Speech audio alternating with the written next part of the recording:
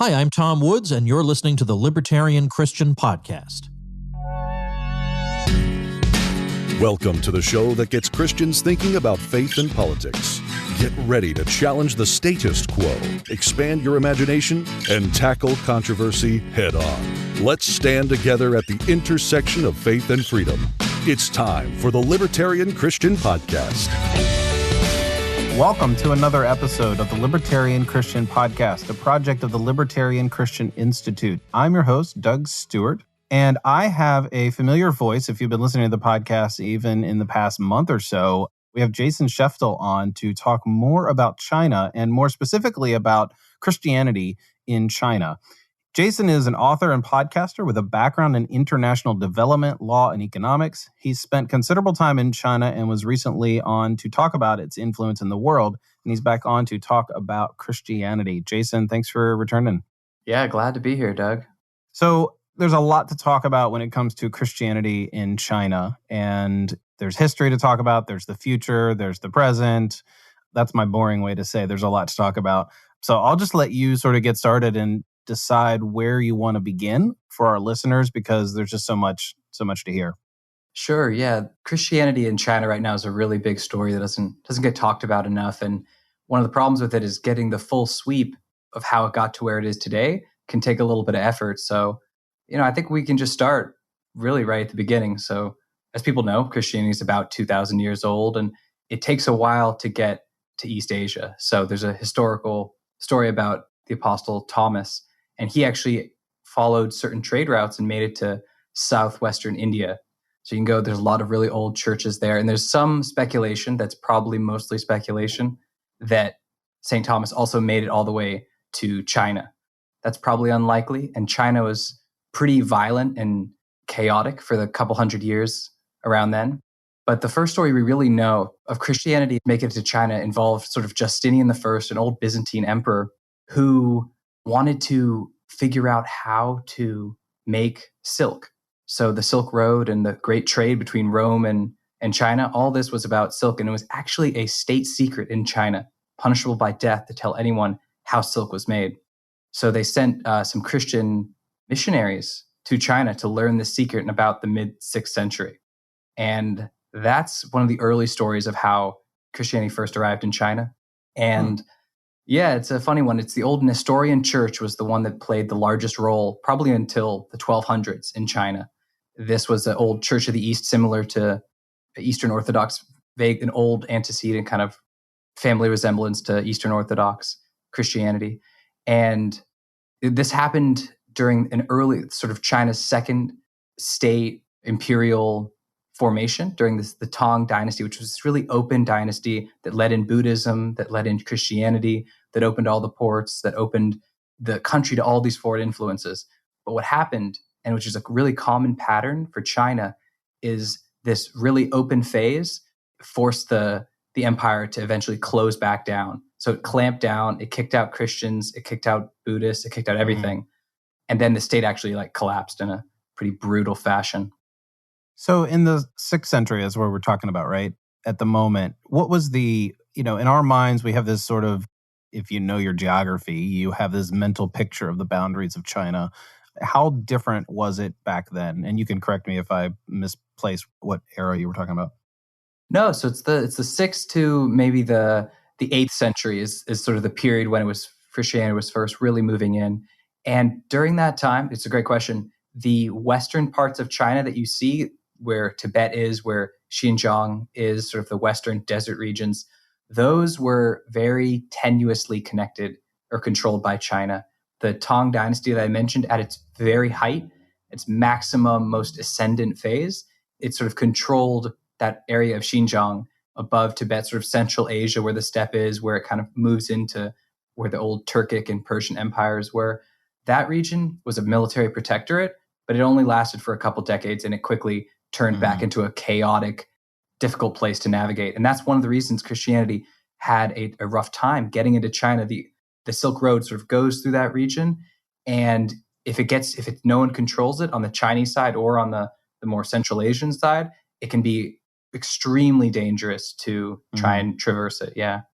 So it was actually only until the Mongol conquest in the 1200s where this is actually when Christianity was basically gone until then. And the Mongols, because they actually conquered that entire region, it was the first time that it really opened it all up under one rule. So that's when the Silk Road arrived. That's when it really came into force. And that's when you get Marco Polo. That's when you get a lot of the next phase of Christianity in China, after it had been kind of tamped down from like the 8th to the 12th century, sort of as China had reconsolidated and moved to the south, and that those regions all started to war against each other.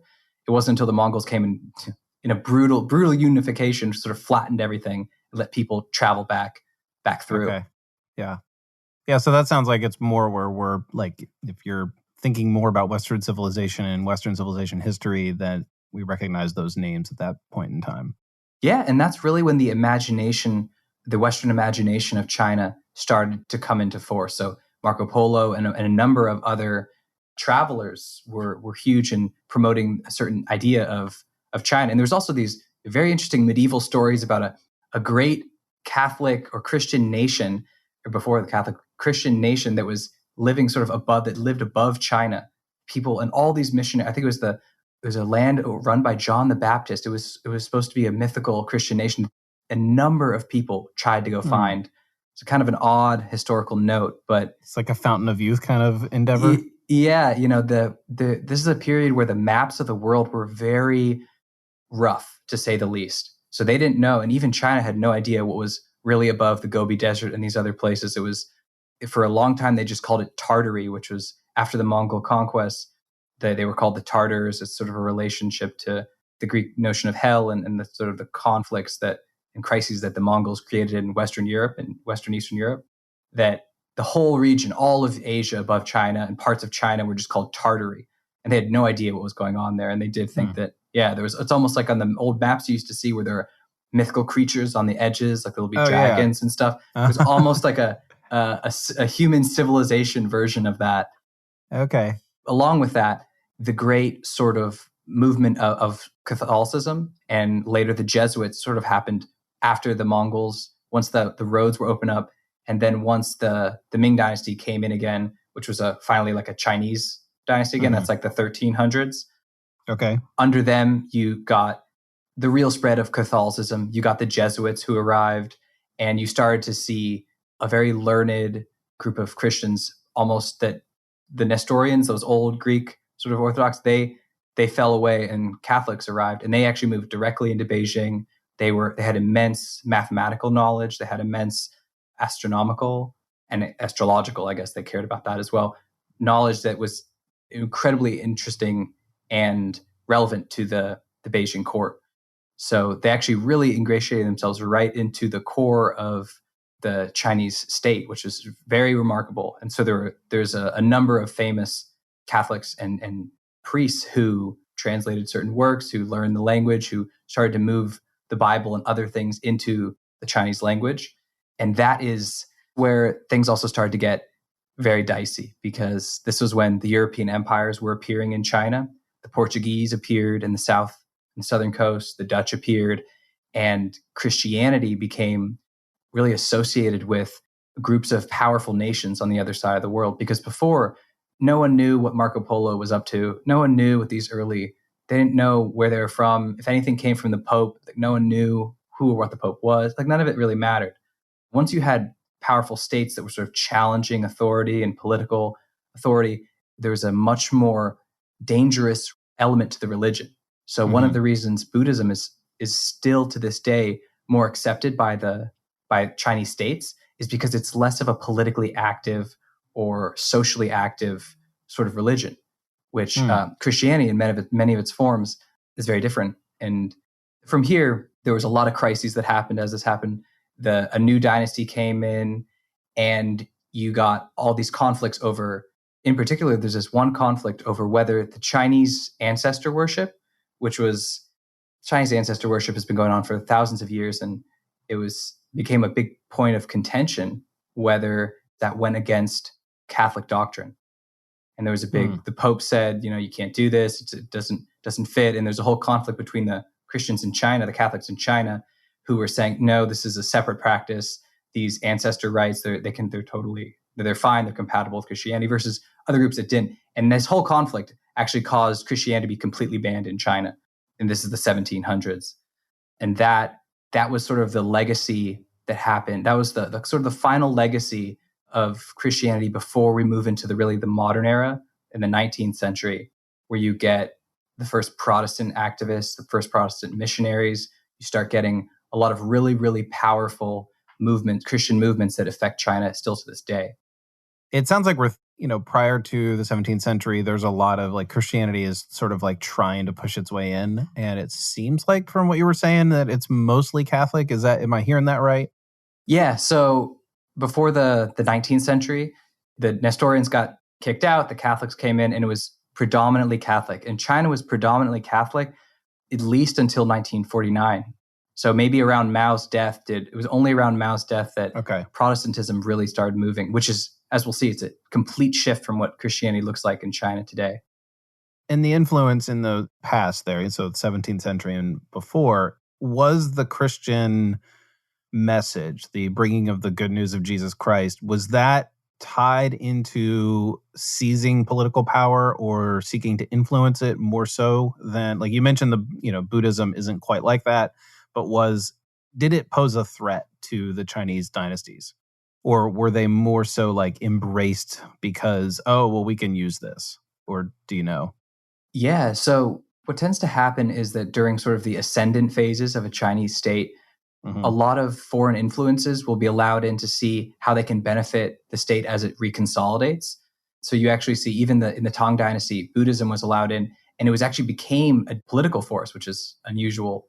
But that tends to fade away. And then a lot of religions, or possibly aspects of anything foreign that can destabilize a Chinese state towards the end of regimes, or when the world is seen more in terms of threat rather than opportunity. Christianity is one of the many things that does get looked at with a very skeptical eye. I wouldn't say before then that it was uniquely or particularly a threat. I wouldn't say that. So for the Ming Dynasty and stuff like that, it was just sort of one of the many problems that hit it at the end. Yeah.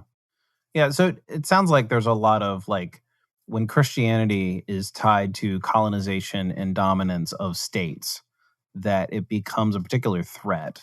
And of course, it also becomes, I can imagine, I mean, again, I'm picturing as you're talking here, you said you had the Portuguese coming into the South, and like, if they're bringing Christianity along with their statism, I could see that as, really a threat to the efforts of any particular empire or dynasty.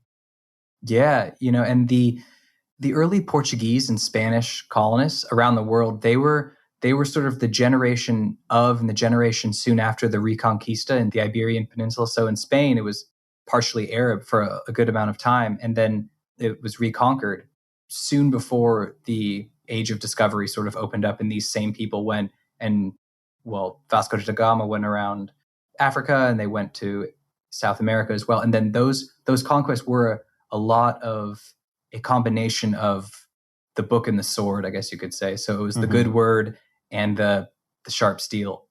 And some of those early influences did take part in southern China as well. The early Portuguese were not well received in southern China, but they were also pretty distant from the core of the country in the north.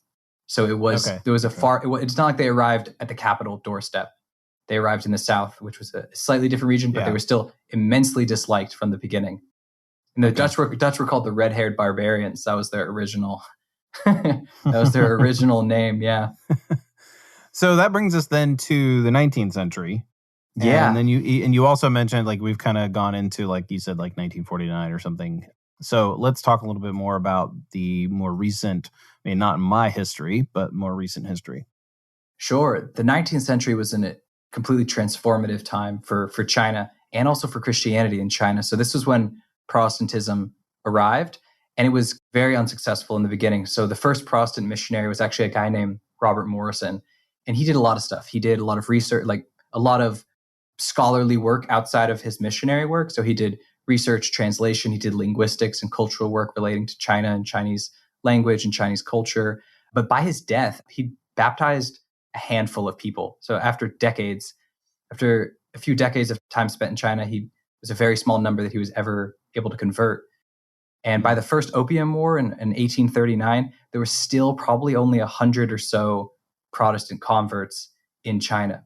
But then things get really unusual. So in 1850, the emperor in Beijing, the Qing emperor, he dies, and there's another one is put on the throne. But at the same time, in southern China, a civil war has begun and broken out, and a guy has also proclaimed himself to be the emperor of China.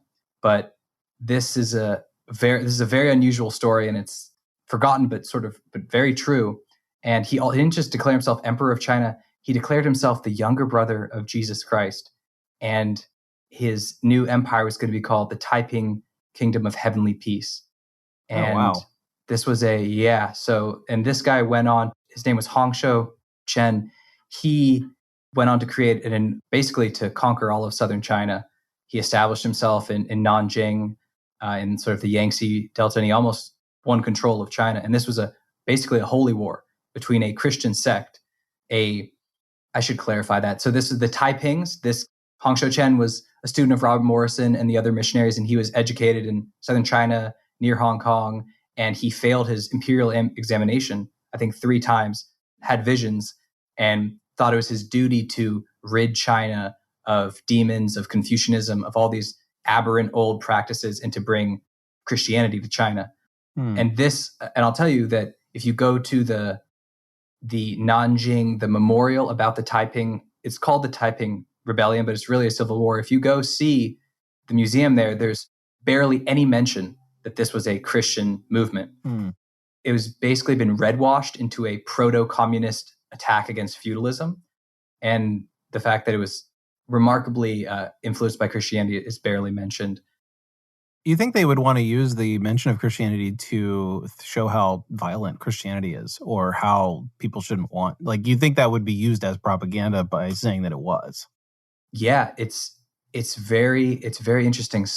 There's a good push that could move it in that direction, but there are also elements of this Taiping state. It was probably the earliest modern state in China. So the guy Hongsho Chen, who became the heavenly king, his cousin was educated in the West, and he ended up becoming sort of the prime minister of this government. And he created a document basically about what the work of government should be that is the earliest modern treatise about what government should look like in China. So he said you should have newspapers, you should have free press, free speech, you should have industry, railroads, all this stuff.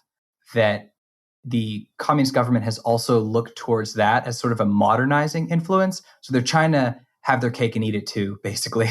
They want the modernizing, sort of, this was a proto-communist attack against feudalism, but they don't want to bring in this Christianity stuff, but they can't attack it at the same time. So they've they kind of went to the side of saying, okay, we'll take the modernizing proto-communist revolution side of it and just completely expunge the other half.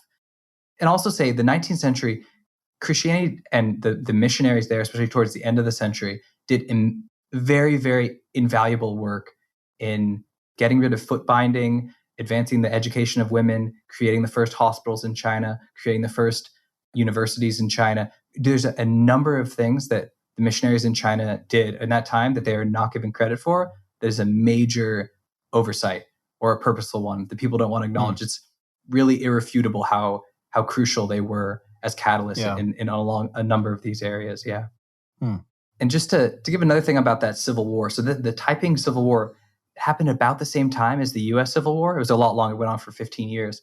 But it was the deadliest conflict in world history, I think, up until World War II. So it killed 20 million or more people. That would have been like 2/3 of the entire U.S. population at the time. Oh, wow. It was an insanely devastating war. It was like I said, sort of the worst one in history up until that time. But it was a huge, like you mentioned, this negative influence of Christianity and that its ability to create basically a holy war in China with a powerful figure of a redeemer that does not have a parallel in Chinese history or iconography or religion. That has returned in certain ways in the communist and post-reform communist challenge with Christianity. There is strong echoes of the dangers of Christianity when they look back and they see, and whether the Chinese people can see it easily or not, the veritable Christian nature of this civil war. Yeah, that I didn't know.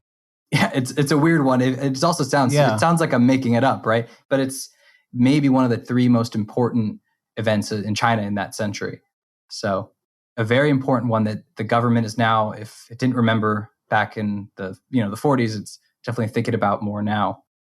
What do you know about how the Chinese government actually handles its own history? Like at this point, the people who are in the Chinese government, I mean, just think of the oldest people, right? Or even like the last government. Like, do they not know? Is it a like down the memory hole kind of thing? And only in Western civilization do we have some of these records? Or do these people actually know the truth and they're just like, well, this is part of our propaganda. We're not going to share it. History is very thoroughly controlled and directed and shaped by whatever government is in power. And so it's not even this government, but every prior major Chinese state has strongly recrafted or influenced or rewritten the history books of the prior state. It goes back forever. It's almost a par for the course. But your question is really important. And when you see, the amazing advances that China's had and all the technology and all this, but what is the sense of their history that is learned in China? It is not on the mark. Just because a lot of the, like you said, the oldest person in sort of the government now, they've had a very, very tough relationship to history, ideology. There's been the Cultural Revolution. There's been all these attempts at national self-transformation that haven't worked. There's been many campaigns to denounce the history and then embrace the history, to destroy Confucius and then embrace him. There's a lot of back and forth that makes it very difficult for many Chinese people to get a strong sense of what should be known. And there's also increasing controls on university professors and the academics and intellectuals who would typically harbor a lot of this knowledge. And many of them were actually wiped out during the Cultural Revolution. So there's generational challenges as well as like a typical political attack against the prior regime and its affairs. So we're getting closer to the present. Are we ready to talk about Maoist China at this point? Yeah, I think we are. That was really, there's a Christian influence in Chinese modernization that leads, in a way, sort of right to the communist revolution. Not to say that communism is related to it, but got it. Yeah. Sun Yat-sen was actually, he's acknowledged by the communist government as well as the nationalist government in Taiwan to be the founder of modern China. And he was a baptized preacher from Hong Kong who went to the same school as Obama in Hawaii. And that train moves up until the communist revolution, when things shift. And you probably have around 4 million Christians, 4 or 5 million Christians in the country around 1949. So that's maybe 1 million Protestants at this point, and still a majority Catholics, 3-4 million. And then from that moment, you get a ban on religion, you get persecution, you get oppression, pretty much what you expect until Mao's death in 76. Yeah. So what kind of persecution and oppression are we talking about here? I mean, Americans, and I bring that up because right now, American Christians, like we know that in other countries, there's been oppression and persecution, and yet still somehow we think that certain things happening in our own country is also persecution. And it's admittedly a much lighter form. But, if there's that many Christians, and again, that's probably a small percentage of the population, what does that look like for them in the 60s, 70s? Oh, I mean, that period was a really chaotic time as a baseline. So to add that you were also believed in a foreign religion, or part of foreign associated churches, this was all extremely dangerous. So this wasn't like a free speech violation kind of thing. No. And so during certain times, you could have masses of students with red armbands that were willing to do terrible things to people who were accused of foreign influence, foreign subversion, all that sort of stuff. There was a lot of sparks, little outbursts of paranoia, and it was really bad. Things went very far underground during this time, to the extent that people even acknowledged it. Yeah, this was a period of collectivization. This was a period of many things that would make it very difficult to practice sort of your individual religion in a free association. All these sorts of things were very difficult. Not to mention that for the Catholics, you're not allowed the connection to papal organizations, to the Vatican, and all that. That was all gone. But still, by Mao's death, there was no growth in the Catholic population, but you probably had at that time the first equivalents in Protestant groups and Catholic groups. And then with the opening of China, beginning of the opening in China in the late 70s, that's when religion was sort of allowed in again. And from then on, you saw an explosive growth in Christianity, and almost entirely not entirely, but vast majority of it is in Protestant groups. So you had 6 to 7% growth a year in religious belief, in Protestant religious belief, all the way back to 1979. So that's 40 years now of insane growth. Okay. Yeah. But it didn't come in a easy, or it wasn't suddenly like, oh, we'll allow in everything. Everything is okay. All foreign religions are okay. This was a massive Maoist state operation that was basically dealing with so many problems at once with such a limited capacity that the growth of Christianity was not really, it was almost like it couldn't really be fought in a way to the extent they would have wanted to. But yeah, that kind of brings us to where we are.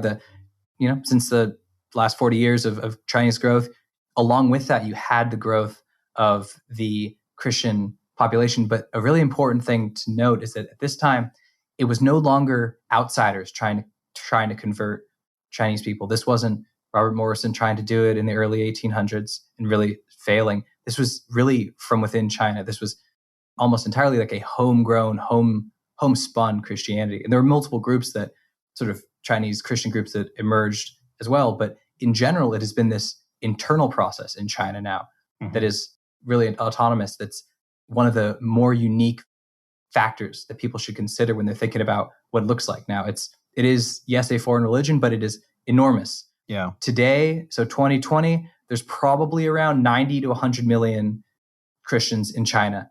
And this is where things get dicey, because the true number of Christians is a state secret.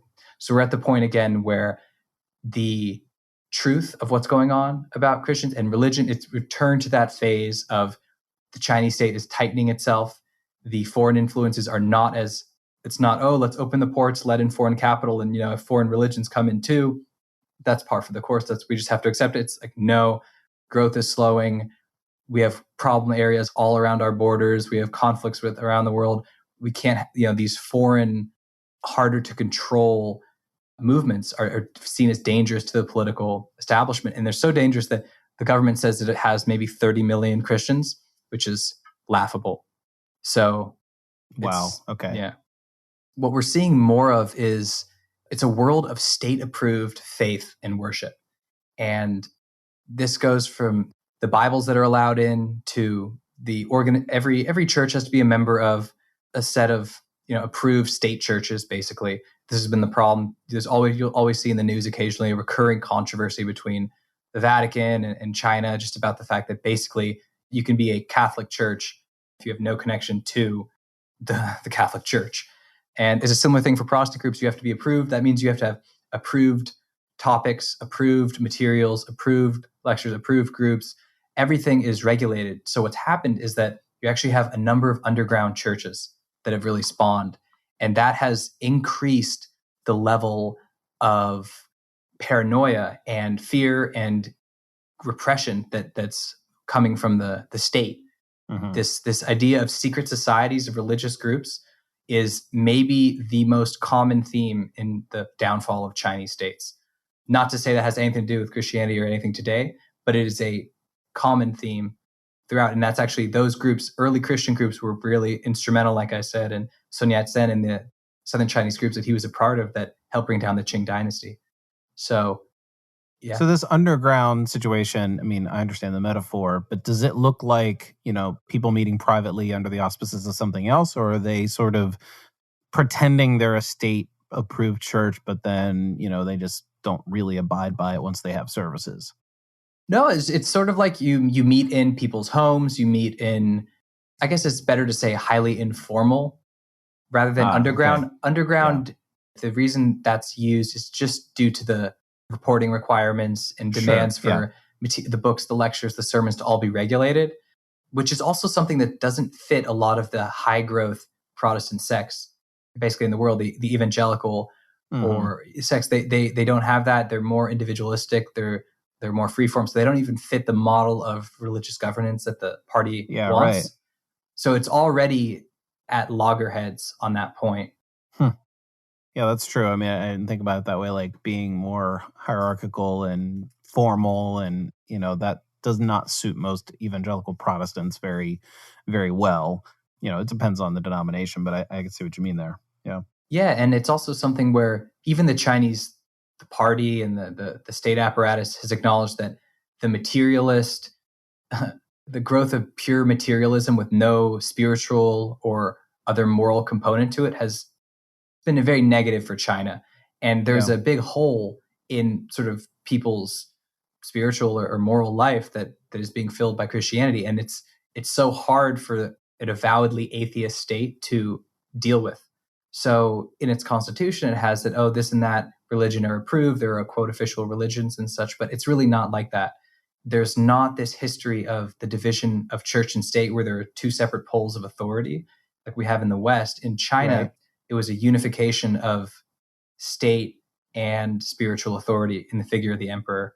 And that was part of the core of what happened. And you see Confucianism and these other, what's often talked about as Chinese folk religion. They don't have the same any sort of hierarchical structure like you mentioned that you see in, for example, the Catholic Church. Mm-hmm. It's very different, and it's also one of the things that causes these challenges for the Chinese government, which is said it's atheist, so it's gotten rid of its own spiritual authority, if that makes sense. It used to be that you're both at once, and now you're not that, but you're not really allowing anything else to be it at the same time, and that's sort of creating a vacuum. This is part of why we see such growth in Christianity in China, and it's also why it's hard to see anything but continued growth of Christianity in China, because it's also one of those things where the more illicit and underground is forced, the more it has the allure. It's like you tell a kid not to do something, and the first thing he thinks about is like, well, how do I do this when he's not looking? Mm-hmm. And there's that element too. So I think a lot of Christians have probably heard how China is likely to be the largest Christian nation, maybe around 2030. And it's hard to know because the numbers are now state secrets. But something in that time frame isn't unreasonable. Yeah. And it's a big change, and it's going to be a very difficult thing for China to deal with. And I think a lot of people, a lot of Christians, a lot of religious people see what's happening with the Muslims in China right now. And there's reason to worry about what might happen to Christians in China when you have a history like the Taiping Civil War, when you have a history of Christianity being instrumental in being part of the downfall of the Qing dynasty. You see these sorts of things, and it can become a very ominous sort of scenario. And it's, again, China prefers more docile sorts of faiths, and especially the loud, in-your-face, individualistic forms of Christianity. It's going to be very challenging for the government. I probably said that a couple times now, but you see these churches are being destroyed. There's a lot more. Since 2012, there's been a big crackdown on Christians in China the last 8 years now. That's probably very underreported in the West. But I had a friend whose father goes to China very often for work, and he was a member of an underground church that was destroyed. So it's a real phenomenon. So you mentioned that the individualism sort of rubs the dynasty the wrong way, rubs the government the wrong way. That's probably understating it, but I had never thought of individualism being that way. But I suppose if your heritage and your ancestry and respect for the state as a collective, that individualism would be a threat. Like usually, in my opinion, or in my observation, I should say, Christianity is a threat to empire because it sort of dismantles its power. And maybe individualism is one of those ways of doing it. I hadn't thought about that, but it's just interesting that you mentioned that individualism is the threat, or part of the threat. Yeah, there's a certain connection between that individualism and the particularly Protestant faith. So this is a very interesting point. But in China, they talk about emperors were the sons of heaven. That was the phrase, right? So there's this idea of heaven, but the idea of heaven in China is not like heaven or God in the West. This is something that's probably important for people to understand. And it's also part of the reason, if you look at the Taipings and what they were talking about, is a very syncretic faith that doesn't look like most of us would understand it. But God and heaven, the way that it was conceptualized in China, was more of the repository of our great ancestors and their heroic behavior to build a world out of nature, something like that. That was closer to what it was. So the Son of Heaven was the next example in that great lineage of sort of the collective spiritual essence of formerly of the dead. Basically, it was very connected to ancestor worship and the worship of dead ancestors. But in the West, we have a very different idea. God became more, over the course of the development of Christianity, it became more, the more traditional definition is sort of the source of being outside of time and space, like sort of is a much more abstracted and conceptualized framework in general. And then when you add that on to the Protestant faiths, where you have sort of a religious belief by faith alone, so sola fides, after the Protestant Reformation, you're looking at a very individualized conception of spiritual identity, authority, responsiveness to sort of religious events. All these sorts of things are very different from the traditional Chinese experience. So when you're saying that, yeah, it's very weird to see this connection between threat and individualism, it's real. It's real, and it is very different from our experience, sort of just the collective heritage we have. Yeah. So for Christians today, thinking about the future of Christianity in China and the potential coming persecution or just challenges that Christians will have in China, either to influence their own culture or to even, maybe even they won't be allowed to leave. I don't know. I mean, there's a whole number of factors there. I mean, what can we think about, and how can we process what we're about to witness in the next decade or so? Because it doesn't seem to be capturing the attention of most of us. And I have a hunch that if something serious happens, all of a sudden it'll be like, oh my goodness, this is happening in China and we better pay attention. Yet you would probably come on at that time. Let's just imagine we're 6 years in the future from today. You'll come on and say, oh yeah, we've been watching this.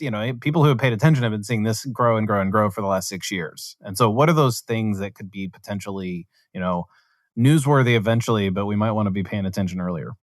Yeah, I think some newsworthy events are just, there hasn't yet been any high profile crackdown on Christians. And there's one of the things that makes it more challenging, or I guess less challenging for the Chinese state, is that Christians aren't specifically located in a region of China that is a historical threat. So they're not like the Muslims in Xinjiang that are seeing extreme persecution in the same way, but there are other Muslims in China that aren't seeing that level of persecution. There's the sort of the geographical distribution of Christians is not at the moment a major concern.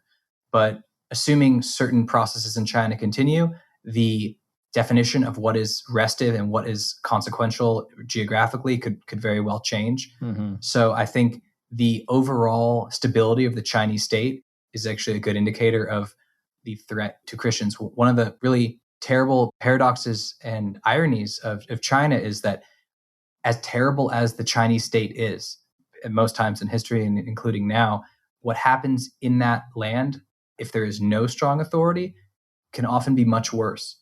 So that's what we actually saw against Christians in the 50s and 60s, where there was state authority, but there was also these periods of state breakdown. So when Mao basically had all of the country war against itself to maintain his sort of behind the scenes authority, when you see those sorts of conflicts spew out from the more local regional level, that's when things become very hard to predict and very hard to deal with.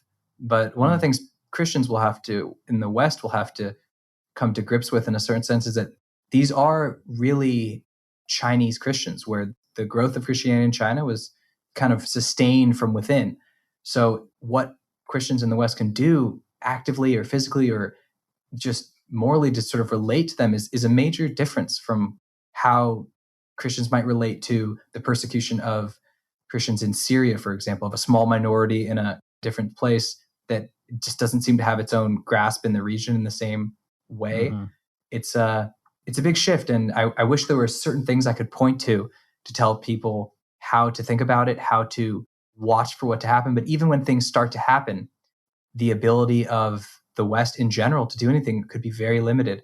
It's kind of like what we see with Hong Kong, where Hong Kong is this terrible, there's a crackdown going on in Hong Kong to limit its historical role and to transform into a more Chinese place. But the US can't do many things to help Hong Kong that wouldn't also hurt Hong Kong, basically. Those sorts of catch-22s, I think, are going to be a very sad and prominent part of the way things may go, which is unfortunate. But the growth in Christianity, timed with the sort of struggles of the coming years for the Chinese state are definitely a combustible mix. Yeah.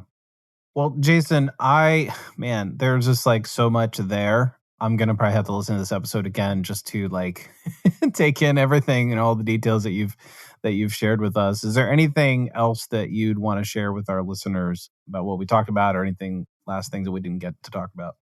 No, I think we gave everybody a good amount to chew on. I think right now China is the only countries that have more Christians than China right now. I think are the U.S., Brazil, Mexico, Russia, the Philippines, and maybe Nigeria. So it's already really, that might give people a framework. It's really high up there, and like I said, the growth rate's high, and we'll see where things happen. But I think your listeners have more of a sense of where Christianity was in China, how it's evolved, how it's moved, and a sense for how it relates to the changing profile of the Chinese state, which is going to be really important to see how things go. All right. Well, thanks for joining us to share with us your expertise and what you've learned. So, I really appreciate it. It was great, Doug. Glad to be on. Thank you for listening to another episode of the Libertarian Christian Podcast. If you liked today's episode, we encourage you to rate us on Apple Podcasts to help expand our audience. If you want to reach out to us, email us at podcast@libertarianchristians.com. You can also reach us at LCI Official on Twitter. And of course, we are on Facebook and have an active group you are welcome to join. Thanks for listening, and we'll see you next time. The Libertarian Christian Podcast is a project of the Libertarian Christian Institute, a registered 501c3 nonprofit. If you'd like to find out more about LCI, visit us on the web at libertarianchristians.com. The voiceovers are by Matt Bellis and Catherine Williams. As of episode 115, our audio production is provided by Podsworth Media. Check them out at podsworth.com.